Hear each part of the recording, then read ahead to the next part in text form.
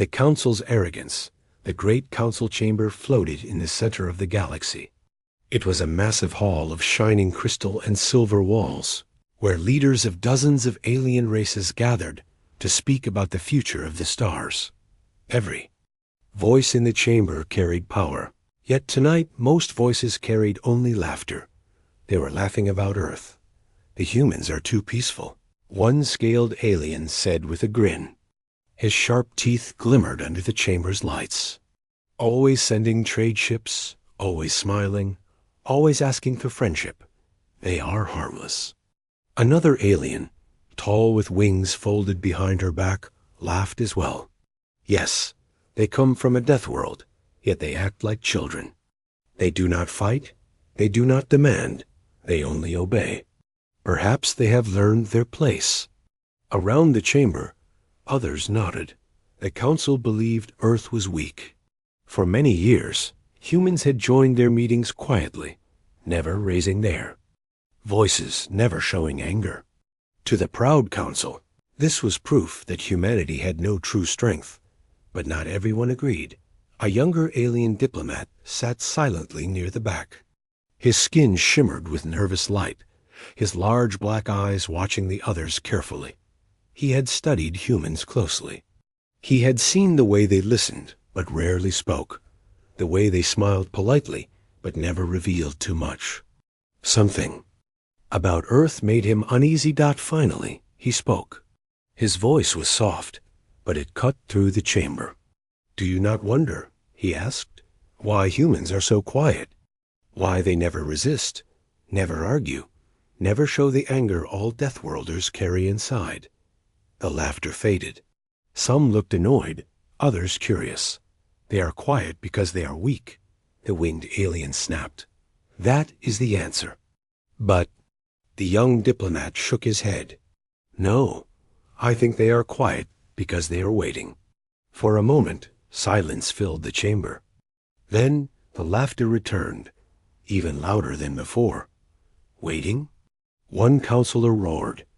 "Humans have nothing to wait for. They have no great fleets, no ancient technology, no empire. They are nothing but a minor race given a seat at our table. Out of pity?" The young diplomat lowered his gaze, but inside, his unease grew stronger. He remembered the human history he had read in secret archives. Their wars, their endless survival, their stubborn refusal to die even when the odds were impossible. Deathworlders never forgot how to fight. He wondered if the council was blind. Far from the chamber, a human spy listened to every word. Hidden deep in the shadows of the council's station, the spy transmitted the conversation back to Earth. The humans had known for a long time what the council truly thought of them. On Earth, in hidden bases beneath the oceans and mountains, leaders watched the transmission with calm faces. They heard the insults. They saw the arrogance. And still, they did not move. "Let them laugh," one admiral said quietly. "The longer they believe we are weak, the stronger we grow." Back in the chamber, the meeting continued. The council voted on new laws, argued about trade routes, and discussed which races were allowed to expand their colonies. When Earth's turn came to speak, the human ambassador stood politely, bowed his head, and spoke simple words of peace. "We only wish for harmony among the stars," he said with a warm smile. Many in the chamber smiled back, amused by his humility. To them, this was proof of weakness, but the young diplomat stared harder. He watched the human's eyes, saw the calm way he spoke, the control in his voice. It did not feel like weakness to him. It felt like patience, like a hunter waiting for the right moment. He whispered to himself, almost too soft to hear, "What are you hiding, humans?" Later that night, in private council halls, some members discussed Earth again.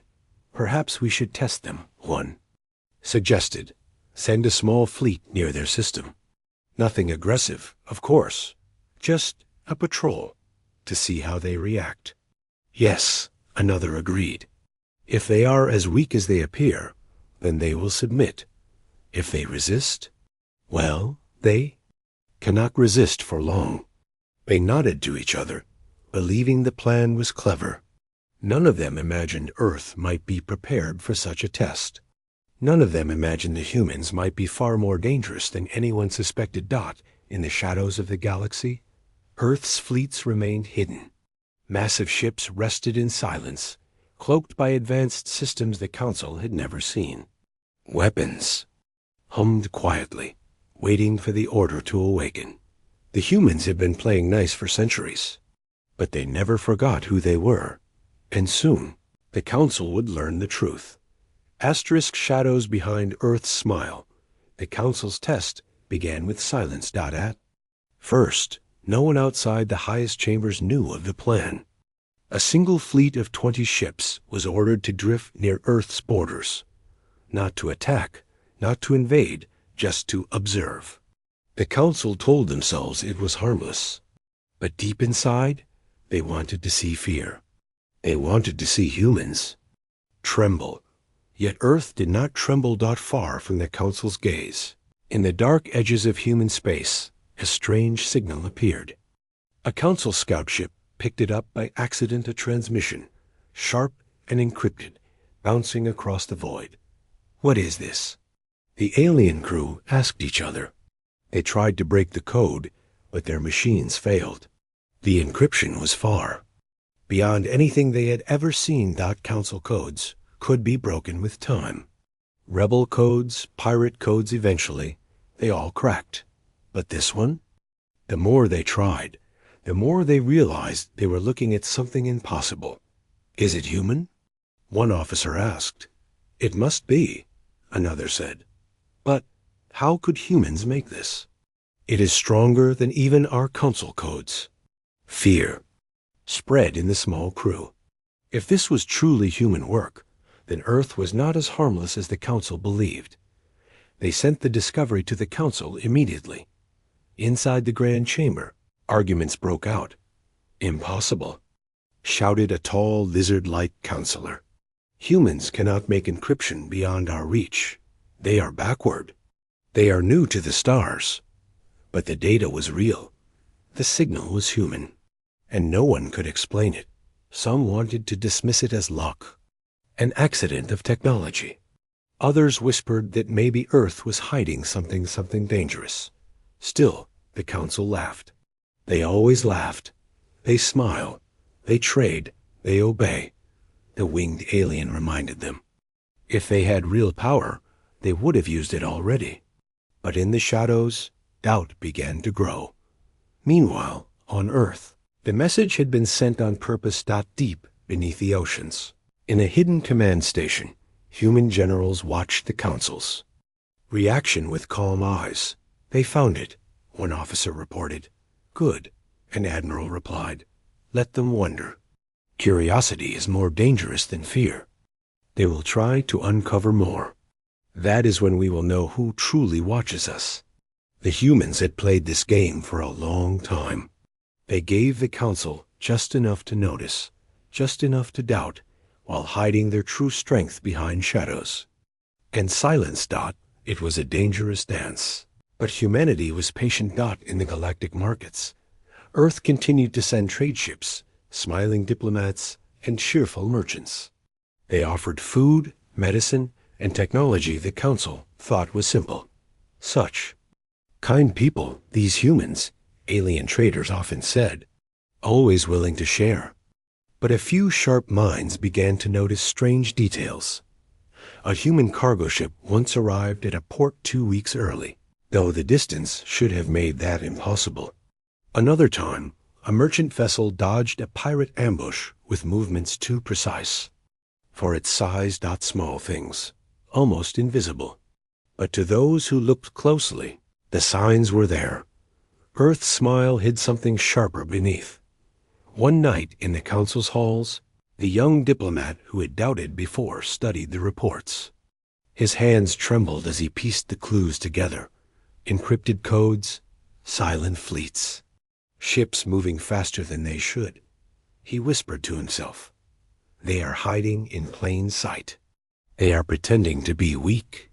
But when he tried to warn others, They dismissed him again. "You are too young," they said. "You fear shadows. Humanity is no threat. Forget them." Yet he could not forget. Each night he dreamed of human eyes, calm, patient, watching. On the far side of the galaxy, the Council fleet moved closer to Earth. From the outside, nothing happened. The human ambassador continued to speak softly in the chambers, promising peace, promising harmony. But in secret, human war rooms lit up with red. Hidden satellites tracked every Council ship. Cloaked stations recorded every movement. "They think they watch us," a commander said coldly. "But it is we who are watching them." The humans smiled in the Council chambers by day. But at night, their fleet stretched in silence, like shadows across the stars. The game had only begun, and soon the Council would make a mistake they could never undo. Asterisk. The first crack in the mask, the Council fleet moved like a shadow through the void. 20 ships, sleek and proud, slid across the edge of human space. Officially, it was only a patrol. Unofficially, it was a test the commanders expected. An easy display. If Earth was weak, they would submit.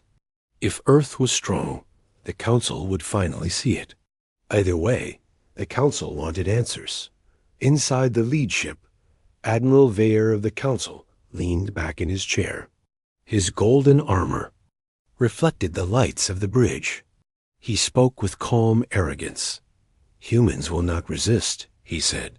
"They are too polite. They will send a message of peace, maybe even an apology, and then we will know they are no danger." His officers nodded. To them, humans were only talkers, never fighters. But Veyer was wrong. Far away, hidden satellites tracked the Council fleet, long before it reached Earth's borders. In deep bunkers beneath Earth's mountains, alarms began to glow. But the generals did not panic. Exactly as we predicted, one of them said quietly. A human admiral stood before a large screen showing the enemy ships. He did not look nervous. He only gave one calm order. "Do not fire. Do not reveal our fleets. Let them come closer. Let them make the first move." And so, Earth remained silent. On the Council ships, tension grew. "They are not responding." One officer said. "Strange," another replied. "Surely they see us." Admiral Veyer frowned. "Send a warning shot. Aim near one of their satellites. Nothing fatal, just enough to scare them." A flash of light streaked through space. A Council plasma bolt struck near a human satellite. For a moment, the satellite flickered. Then, nothing. No response. "They ignore us?" One officer said, confused. "They are afraid," Veyer declared proudly. "Afraid to act." But he was wrong again. On Earth, generals watched calmly. "Let them believe," the admiral said. "Activate Phase 2. In the void, the damaged satellite suddenly came back online. Its systems shifted, humming with power. Then, in a single pulse, it released a wave of energy invisible to the eye. On the Council ships, alarms screamed. "What is happening?" One officer shouted, "Our weapons offline." Another cried.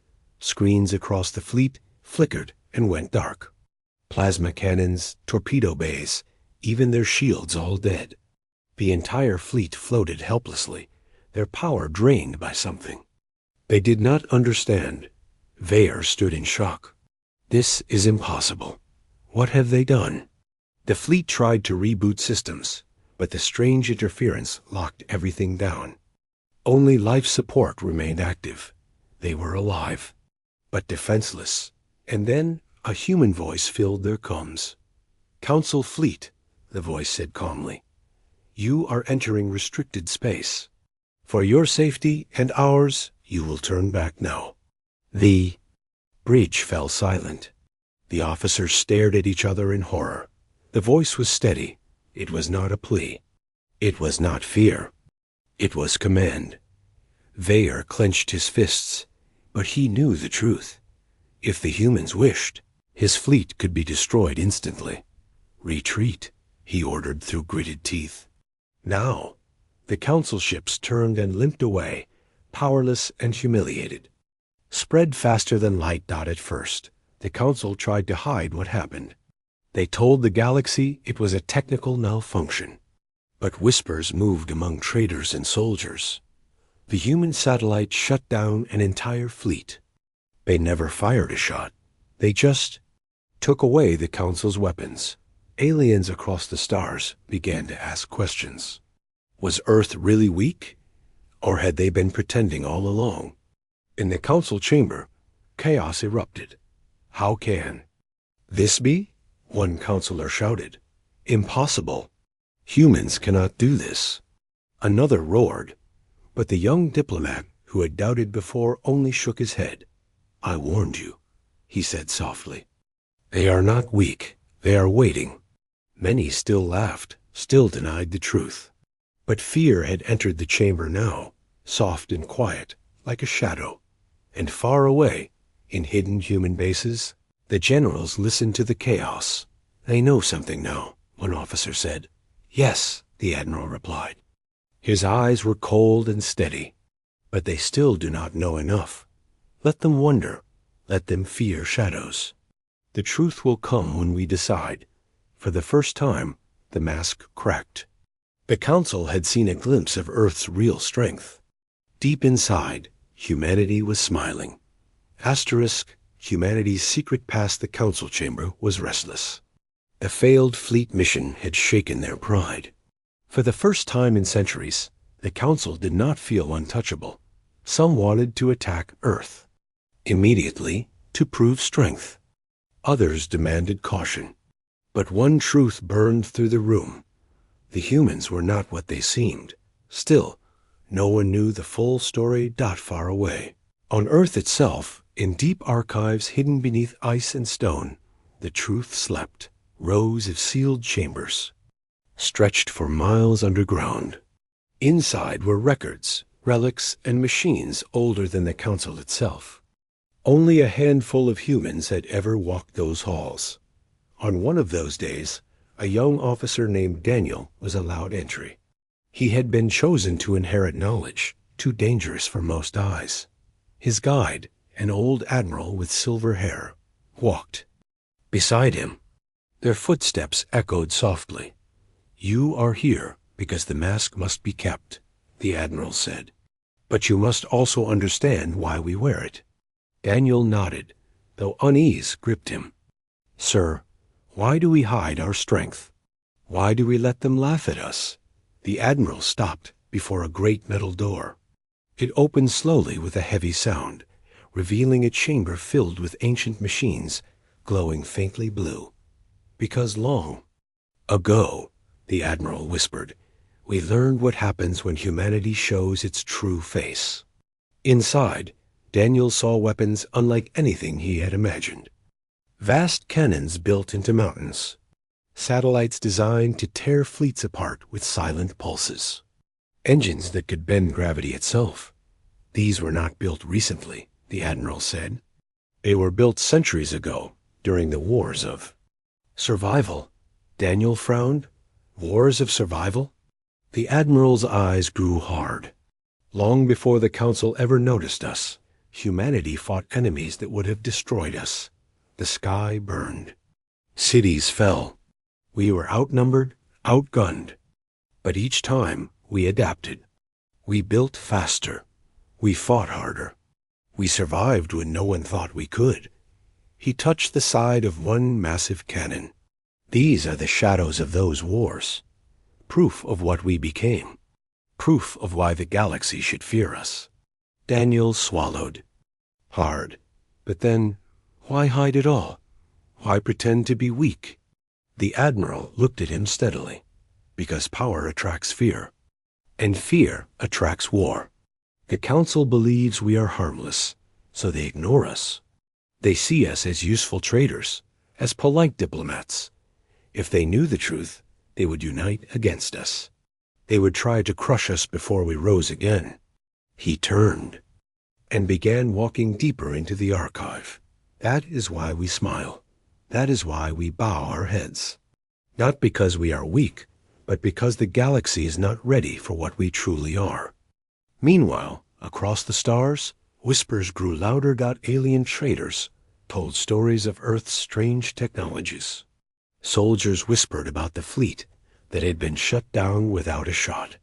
Scholars dug into old records, searching for signs of human. Wars before the Council. One scholar, an insectoid named Jekyll, discovered something alarming. In ancient records from forgotten worlds, there were scars, planets burned, fleets destroyed, enemies erased from history. And always, somewhere in the background, there were signs of humanity. Impossible, Jekyll whispered. They were fighting. Long before they joined the stars. Long before the Council even knew them. The truth began to leak, slowly, dangerously. Back on Earth, the old admiral finished his lesson to Daniel. "Do you see now why patience is our weapon?" he asked. Daniel nodded, slowly. "Yes. But what if the Council pushes too far? What if they try to break us?" The admiral's eyes grew cold. "Then," he said, "we stop playing nice." He led Daniel to the final chamber, where a single ship rested under layers of shielding. Its black hull absorbed the light, its engines silent. "But alive. This is Erebus," the admiral said softly. "The first of the hidden fleet. If the day comes, this ship and others like it will rise. And the galaxy will remember what humanity truly is." Above Earth, the sky looked calm. To outsiders, it was only a young world of polite diplomats and friendly traders. But beneath the oceans, inside the mountains, and under the ice, a secret waited, a secret past, a secret fleet, a secret war yet to come. The Council thought Earth was small. The Council thought Earth was harmless. But the Council had never seen the truth. Not yet. Asterisk. When the mask slipped, the Council could not stop whispering about Earth. Every chamber meeting turned into the same argument. Some wanted to crush the humans now, before their secrets grew too dangerous. Others demanded proof before starting.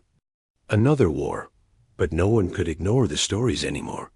The fleet that had been shut down, the strange signals, the hidden history.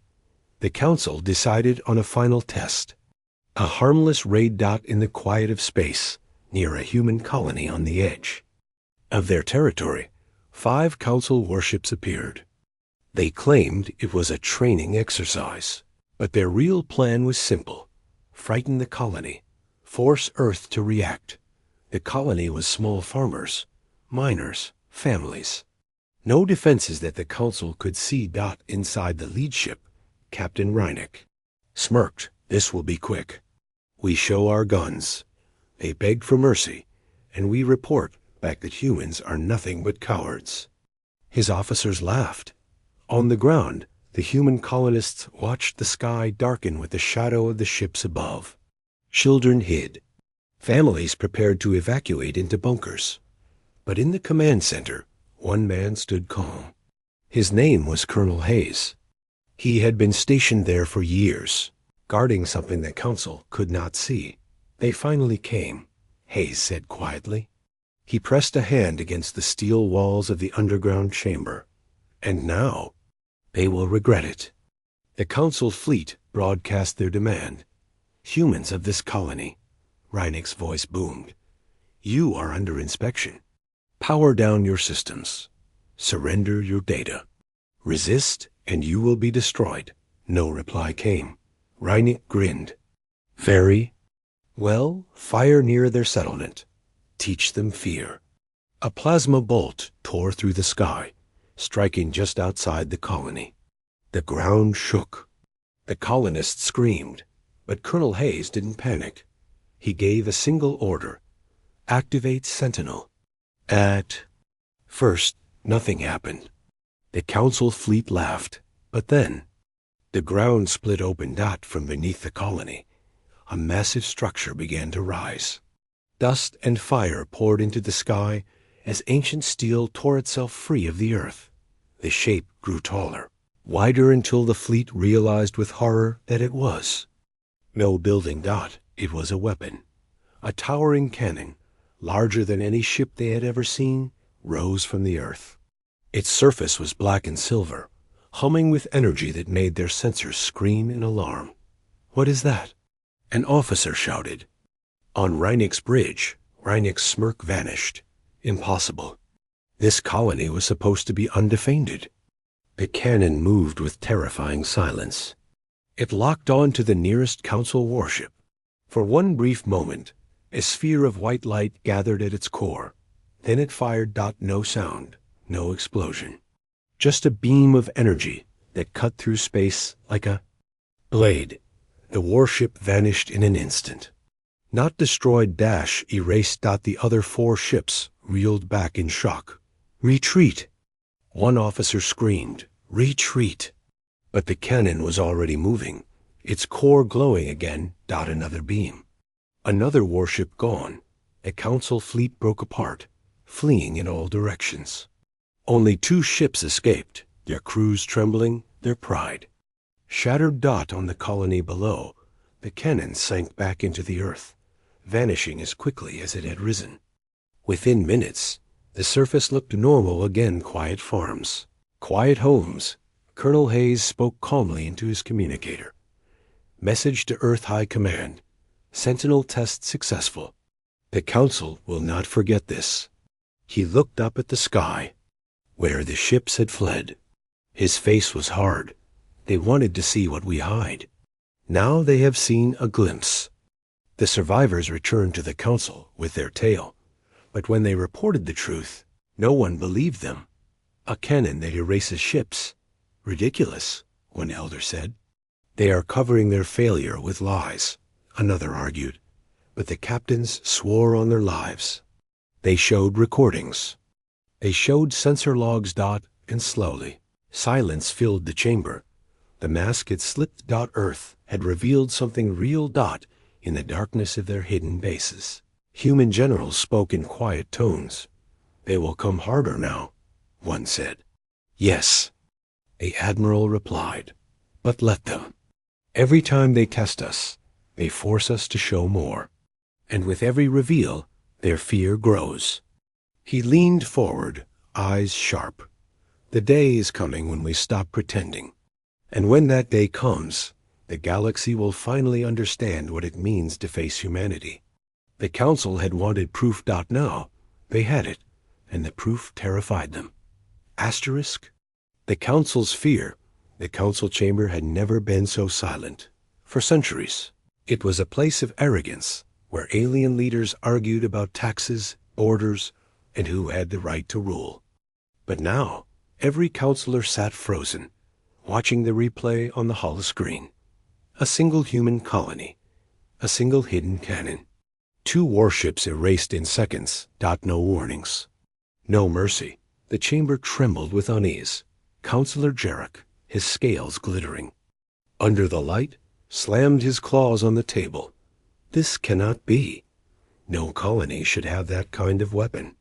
If one human outpost can erase ships, imagine what their homeworld hides. Others muttered nervously. "It was only a trick," one said. "A recording error," another insisted. But the 2 surviving captains stood in the center of the chamber. Their faces were pale, their voices shaking. "We saw it with our own eyes," one whispered. "We felt the beam pass through space. That cannon was not a bluff. It was real." Silence again. Across the galaxy, the story spread like fire. Merchants whispered about Earth's hidden power. Miners on distant moons spoke of a weapon that could erase fleets. Smugglers carried tales that made even hardened warlords hesitate. For the first time, ordinary aliens began to look at humans differently. Not weak, not harmless, but dangerous. Back on Earth, the news was received with careful calm. The generals had expected this reaction. "They will come harder now," one strategist said. "Yes," another replied. "And when they do, we will be ready." The longer we keep our secrets, the stronger our advantage becomes. But in private, some leaders worried. If the Council truly believed Earth was a threat, they might unite the galaxy against humanity. The question was not if but when. Meanwhile, inside the Council chamber, panic turned to anger. "We cannot allow this," Councillor Jarek hissed. "If humanity has weapons like this, they could overthrow us all. We must strike first." A feathered councillor flapped her wings in protest. "Strike first? Do you hear yourself? They erased ships without lifting a finger. If we attack their homeworld and fail, we doom ourselves." The chamber erupted in shouting. Some demanded war. Others begged for caution. But in the shadows, a smaller group of councillors whispered together. "If we cannot fight them openly," one said, "then we must fight them in secret. Assassins. Sabotage." Their eyes burned with fear. Fear that looked very much like hate. On a distant world, Jekyll the insectoid scholar, who had studied ancient records, watched the chaos from afar. He had warned them. He had told them humanity was hiding a past of war and survival. And now he knew what was coming next. "The Council will not stop," he whispered to himself. "They will push until Earth is forced to reveal everything. And when that day comes, the galaxy will change forever." In the darkness of their bunkers, human commanders gathered. "They will try to break us from within," Admiral Gray said, firmly. "Spies, assassins, sabotage. We cannot let them succeed." One young officer frowned. "So what do we do?" The Admiral leaned forward. His voice was calm, but sharp as steel. "We turn their fear into a weapon. The Council believes they are hunting us, but in truth, they are walking into our trap." And so the game of shadows began. Council agents were sent to infiltrate human colonies. Some vanished without a trace. Others returned with false information fed carefully by Earth's intelligence networks. Assassins tried to slip into Earth itself. None made it past the first wall. Every attempt only deepened the mystery. To the Council, it looked as if humans were untouchable. Always one step ahead.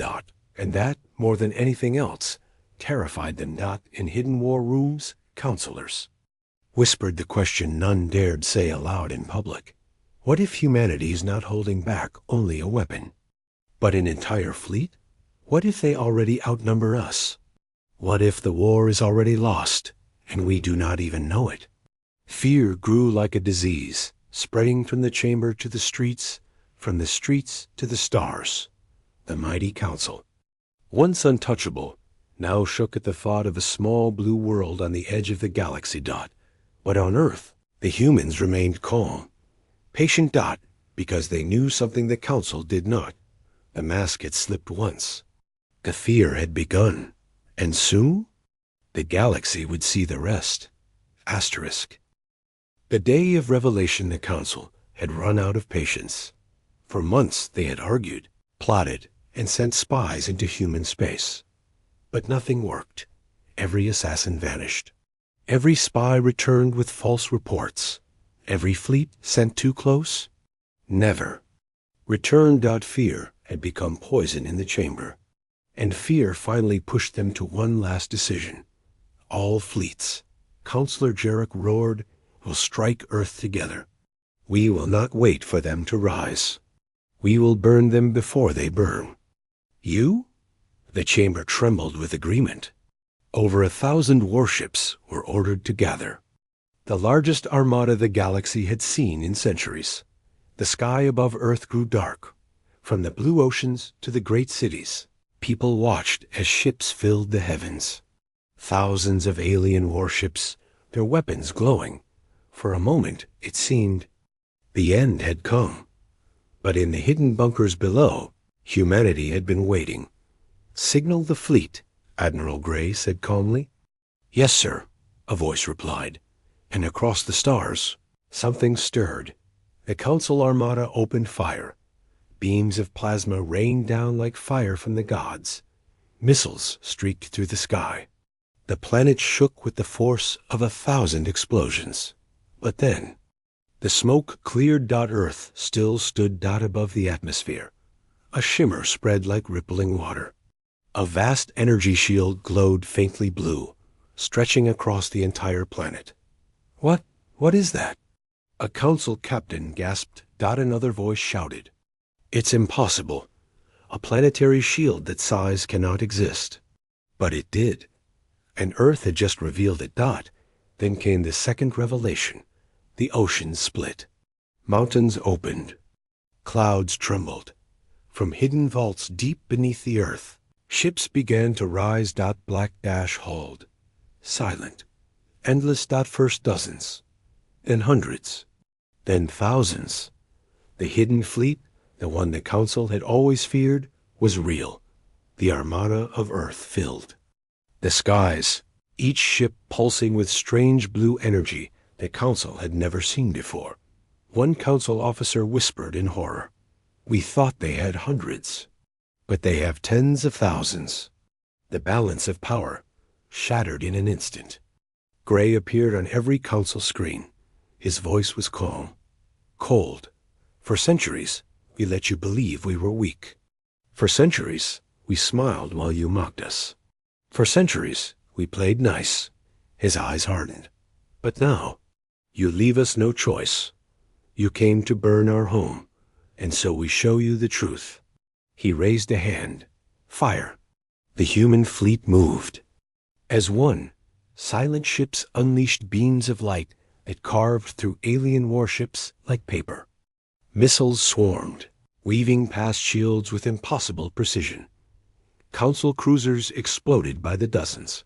For every human ship that fell, 10 Council vessels vanished in fire. The shield around Earth absorbed blow after blow, unbroken, untouchable.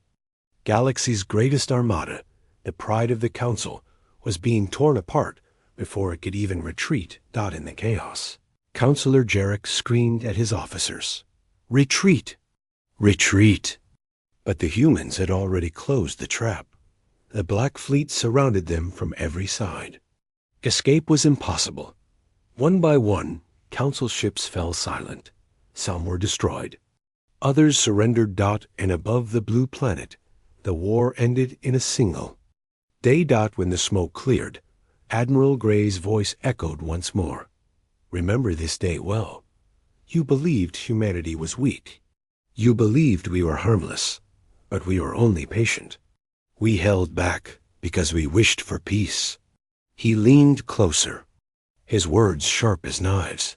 "But if you come for us again, you will not face patience. You will face extinction." The transmission ended. And across the galaxy, billions of beings shivered in silence. From that day forward, the Council was no longer feared. Earth was. The Council had learned the truth at last. Humanity had never been weak. Humanity had never been helpless. Humanity had only been holding back. Asterisk.